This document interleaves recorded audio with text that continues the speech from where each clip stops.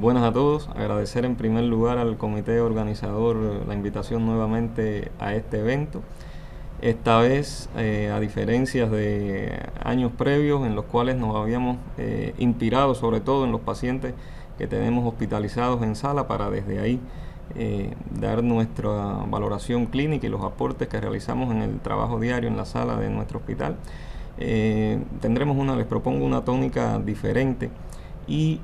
se basa en nuestra experiencia y lo que hemos revisado en relación a la COVID-19 de pacientes que hemos visto ambulatorio y la barrera que tenemos que vencer en algunos síntomas que se presentan como repercusión de una COVID prolongada y que están en la barrera de las cuestiones orgánico-funcional y que amerita a veces profundización a la hora de su interpretación y de un juicio clínico que nos lleve a aliviar los problemas de salud que nuestros pacientes refieren. De este modo, quería comentarles que en una etapa bastante temprana del inicio de la pandemia, estamos hablando en el mes de mayo del 2020, si tenemos en cuenta que en los primeros meses de ese año 2020 es que se empieza a dispersar la pandemia en Europa, pues ya desde el mes de mayo la investigadora Elisa Perego en Lombardía es la primera persona que empieza a hablar de un COVID prolongado o long COVID como se le conoce en inglés, y así sucesivamente por todos los lugares del mundo comienzan a salir publicaciones de este tema, y ya un año después, en mayo del presente año 2021, existen varias guías que constituyen documentos obligados de revisión a la hora de hablar y de buscar enfoques comunes para tratar a estos pacientes, viéndolos de una forma holística, interdisciplinaria, pues es la pauta en sentido general que debemos de tener a la hora de enfrentar la sintomatología en estos casos. De este modo, bastante recientemente, pues la Organización Mundial de la Salud en octubre del 2021 pues define que para plantear un COVID prolongado o un COVID persistente, primero por supuesto tener los antecedentes de la enfermedad por COVID-19 y que generalmente 3 meses después del inicio de los síntomas del COVID-19 y que estos síntomas duren al menos 2 meses y no tengan una explicación con un diagnóstico alternativo. Por eso estos casos pues llevan en ocasiones juicios clínicos bastante detallados en dependencia del paciente, sus antecedentes, la forma de COVID que realizó. No es lo mismo un COVID leve, moderado o severo, y ahí es donde se presentan diferentes hipótesis para buscar dianas terapéuticas que, si bien constituyen a nivel fisiopatológico, en teoría buscar por qué en esta persistencia de los síntomas, si obedecen a la persistencia del propio virus, es una de las teorías que se está estudiando, y a la vez se encaminan objetivos terapéuticos hacia esta esfera. La otra es la cuestión inflamatoria, si es que producto de la infección por este virus hay una serie de sustancias que se producen en el organismo, que se prolongan en el tiempo y que son la base de la fisiopatología de estos síntomas que observamos. Es conocido que el virus, aunque ataca primariamente la mucosa respiratoria, la mucosa digestiva, también es neurotropo, puede afectar otras zonas de la economía, incluso hasta el sistema nervioso central. Y por último, los trastornos de la inmunidad. En muchos casos se ha observado pues una exacerbación de la respuesta inmunitaria, y que también se ha vinculado este elemento con la persistencia de síntomas. De este modo, como en esta gráfica se representa, los síntomas pueden llevar o expresarse en diferentes sistemas de órganos, como es a nivel del sistema nervioso central. Se han visto los infartos cerebrales, la encefalitis, la polineuropatía, los síntomas psicosociales, que por supuesto son parte hoy de análisis en el sentido de la conferencia y del contexto de este evento, la ansiedad, la depresión, el síndrome postraumático, y cardiovasculares, pulmonares, manifestaciones hematológicas, renales, problemas que ocurren en estos pacientes que han tenido un COVID grave y que han tenido la necesidad de estar en salas de terapia, como otras manifestaciones gastrointestinales a nivel dermatológico también. En fin, que se está viendo que la manifestación del COVID prolongado se va a convertir inevitablemente en un problema de salud. De este modo, hay una serie de síntomas que a la hora de uno pues hacer esa balanza entre qué tanto de cuestiones funcionales asociado a factores que veremos que influyen y que hay que tenerlos en cuenta a la hora de dar nuestro juicio clínico en estos enfermos, qué tanto hay de funcional, qué tanto hay de orgánico, cuáles de estos síntomas pues tienen mayor problema o mayor dificultad a la interpretación clínica por parte de los médicos que vamos a asistir, y qué pruebas nos ayudarían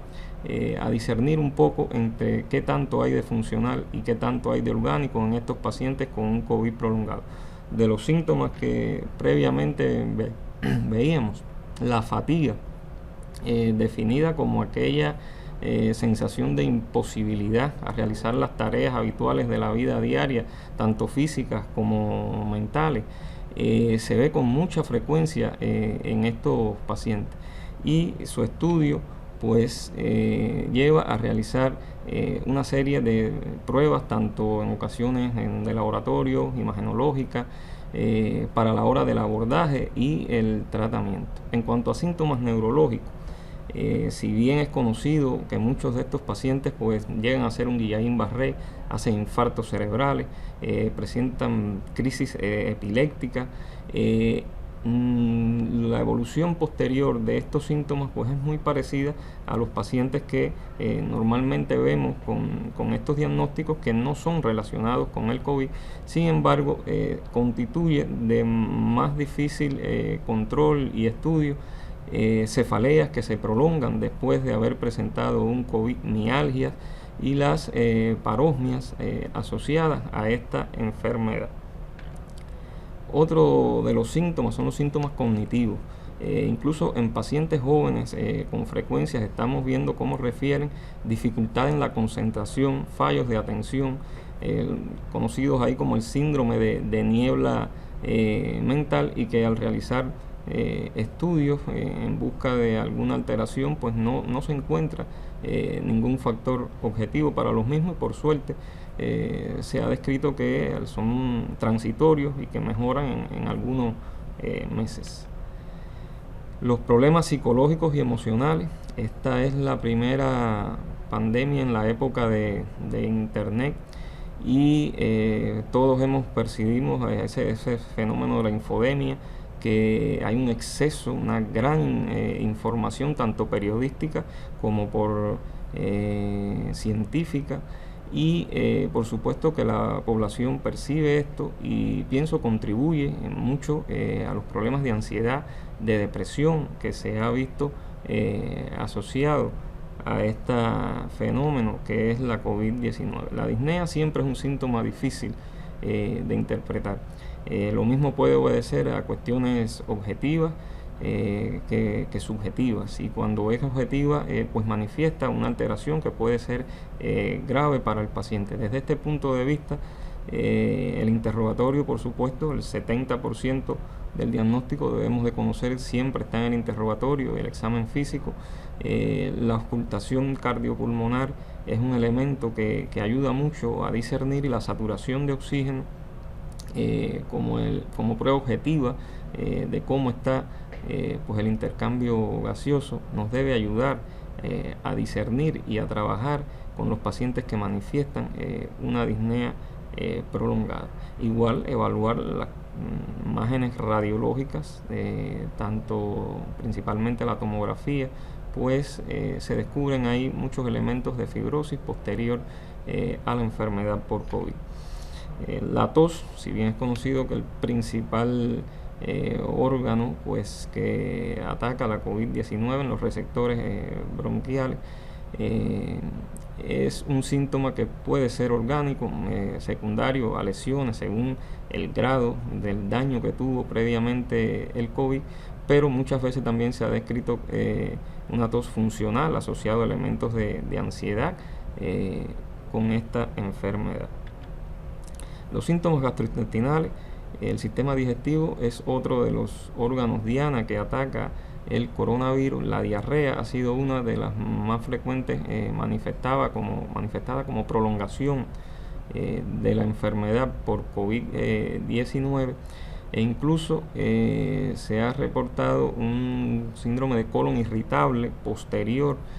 a padecer el COVID-19, con la necesaria interpretación de estudios que lleva para realizar este diagnóstico, y la calprotectina en heces fecales se ha utilizado para discernir entre lo que sería algo funcional de un colon irritable o lo que pudiera ser una enfermedad inflamatoria del intestino, en algunos casos donde la diarrea ha sido el síntoma más cardinal en los pacientes que han tenido previamente una COVID-19. La disfagia es otro de los síntomas que hemos visto con diferentes grados en la intensidad de la misma. Algunos pacientes incluso han tenido que llevarse a hacer una yeyunostomía alimentaria sin que se determinen cuestiones orgánicas, como pudiera ser una fístula traqueosofágica asociada a la intubación previa. Y la disfagia es otro de los síntomas que, cuando sobre todo es leve, nos pone a pensar en aquello de esa barrera, hasta dónde es funcional y hasta dónde hay un daño orgánico o neuromuscular asociado en la COVID-19. Por último, quería hablar de manifestaciones cardiovasculares. Las arritmias, principalmente la taquicardia sinusal, es la forma que más frecuente estamos viendo, muchas veces ellas con una expresión de una taquicardia sinusal inapropiada, y que incluso ha tenido que llevar algún tipo de tratamiento beta bloqueador para utilizarlo como control de los síntomas. Me quería referir a este caso problemático, una paciente femenina de 35 años de edad, de profesión estomatóloga, con un diagnóstico de COVID-19 en agosto del 2021. Su núcleo familiar se compone de sus suegros, personas adultos mayores, el esposo y dos hijas, una en edad escolar y otra en edad preescolar. La suegra, con una enfermedad oncológica, logra rebasar la enfermedad. El suegro fallece en un hospital de acá, de la capital, y la familia estuvo en diferentes centros hospitalarios, a la vez con el gran temor de esta madre por la vida de sus dos hijas. En el orden de la evolución de la enfermedad de la paciente en cuestión, presentó un COVID leve. Y en la evolución posterior, en el periodo que la hemos estado siguiendo, los síntomas que principalmente ha sido la fatiga, la disnea de esfuerzo, palpitaciones, sin encontrar en estudios realizados una cuestión objetiva que delimite que existe un daño de una secuela que haya dejado en esta paciente, demostrable por las pruebas que le hemos realizado. Sin embargo, sus síntomas son bastante invalidantes. No hay disnea en reposo, la frecuencia respiratoria en 18 por minuto, no se ocultan extectores vesiculares, un murmullo vesicular conservado y una saturación de oxígeno al 99%. Este es el electro que en uno de los momentos de referir taquicardia, pues lo que demostró fue una taquicardia sinusal. Podemos ver también que se le hizo un estudio de Holter, el cual pues fue completamente normal durante el periodo de 24 horas que se estuvo evaluando su frecuencia cardíaca. Y este caso tuvo una mejoría clínica en hacer tratamientos con ansiolíticos, en hacer un tratamiento con medicamentos para lograr un control de la frecuencia cardíaca y evitar esas crisis de palpitaciones. En este caso utilizamos el atenolol, 25 miligramos diarios, con lo cual ha tenido una tendencia a la mejoría, si bien por momentos volvemos a recibir llamadas aquejada por algún que otro síntoma de fatiga y continúa en este momento en evolución. Les presento esto para ilustrar cómo esta paciente es un ejemplo de los motivos por lo cual la ansiedad, la depresión, el estrés postraumático, los desórdenes por pánico, los trastornos del sueño, es una de las cuestiones que estamos viendo con frecuencia en estos pacientes que tienen o que han padecido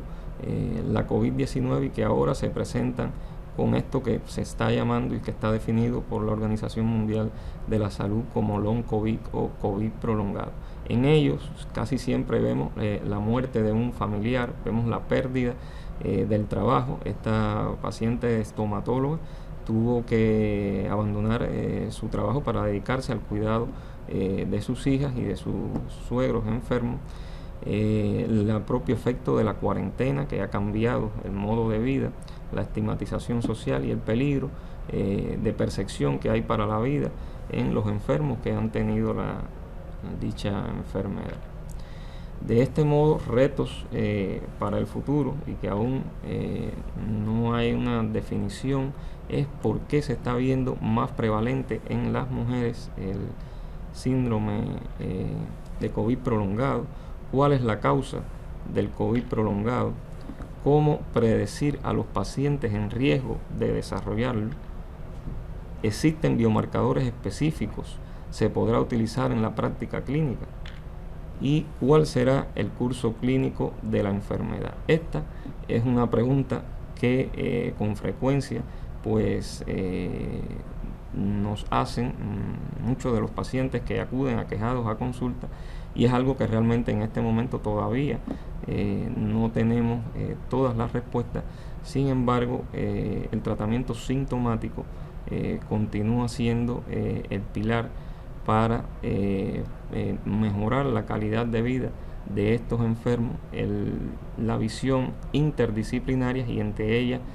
un pilar fundamental va a ser la psiquiatría. Pienso que debe ser el manejo que debemos de ir dando para mejorar la calidad de vida de los mismos. De este modo quería concluir, agradecerles a todos la atención y nos vemos en un próximo Psicomagia. Muchas gracias.